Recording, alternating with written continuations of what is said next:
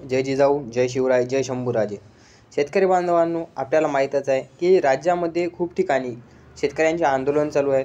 सध्या विधानसभेचे हिवाळी अधिवेशन देखील चालू आहे आणि ज्यावेळेस सरकार स्थापन होण्याच्या आधी सरकारने घोषणा केली होती की आम्ही सरसकट 3 लाखापर्यंतचं कर्ज जे आहे ते माफ करणार आहोत। थकीत बाकी असो की नियमित भरणाऱ्या शेतकऱ्यांचे असो, सर्वांचे 3 लाखापर्यंतचे 2 हेक्टरचे कर्ज आम्ही माफ करणार आहोत। परंतु या हिवाळी अधिवेशनामध्ये असा कोणताही त्यांचा विचार दिसत नाही, कारण की आतापर्यंत त्या मुद्द्यावर कोणीही गोष्ट केलेली नाही आहे।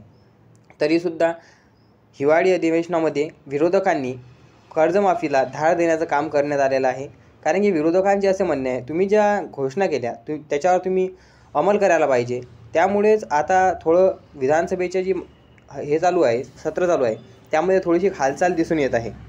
तरीसुद्धा आपल्याला माहीत आहे की गेल्या 1-2 वर्षापासून शेतकऱ्यांनी किती आत्महत्या केलेली आहे। कारण की शेतकऱ्याला धड कळत नाही आहे की कर्ज माफ होणार नाही होणार, बँकांना काय उत्तर द्यायचं, उत्तर दिल्यामधलं पूर्ण ते कर्ज भरायचं की नाही भरायचं, का आपलं खरंच कर्ज माफ होणार, याबद्दल शेतकऱ्यांमध्ये खूप मोठा संभ्रम निर्माण झालेला आहे।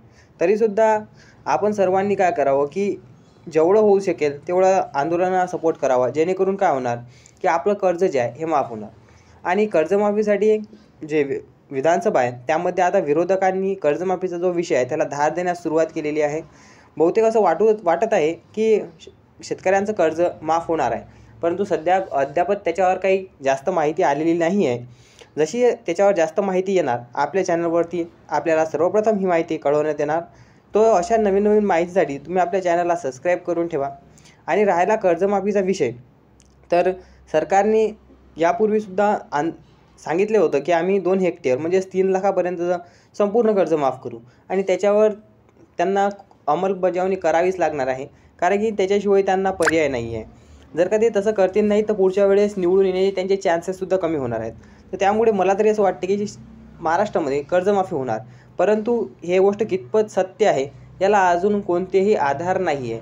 कारण की सध्या केंद्रामध्ये किंवा राज्यामध्ये तसं कोणतंही वातावरण निर्माण झालेलं नाही आहे। त्यामुळे असं स्पष्ट सांगता येत नाही की कर्जमाफी कधी आणि केव्हा होणार।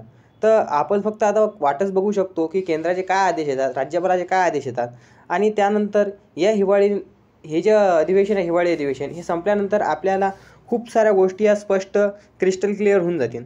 त्यामुळे आपल्याला हे अधिवेशन संपण्याची वाट बघावी लागेल आणि त्यानंतरच आपल्यासमोर जे काही माहिती असणार ही स्पष्टपणे उल्लेखलेली असणार।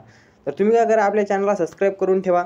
जशी काही नवीन अपडेट येते आपल्या या चॅनलवरती तुम्हाला सर्वप्रथम मिळणार आहे। जय हिंद, जय महाराष्ट्र।